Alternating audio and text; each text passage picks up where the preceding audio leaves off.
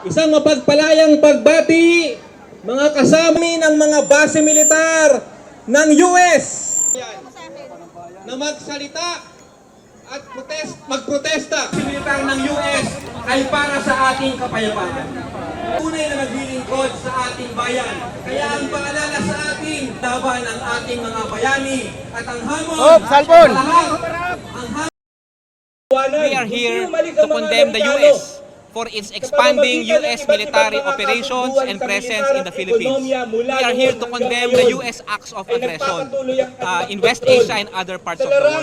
We are here to highlight that the Filipino people are standing up for genuine freedom. We do not want our communities to be dragged into the proxy wars and conflicts of the U.S. We are here to condemn the U.S. acts of aggression in Iran and West Asia. We may be far from Iran, but we are feeling the impact of the crisis in Iran through the rising prices of oil, through the displacement of our migrant workers, through the effect of the global economy that is under attack because of the continuing disruption in the oil supply.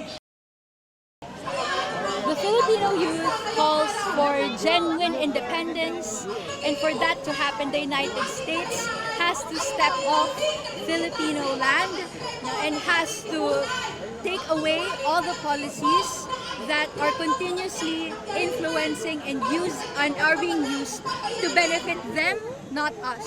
Now we have the Enhanced Defense Cooperation Agreement, Mutual Defense Treaty, VSA, that continuously allow U.S. military to step on Philippine soil and use our resources for their own capital profit and gain.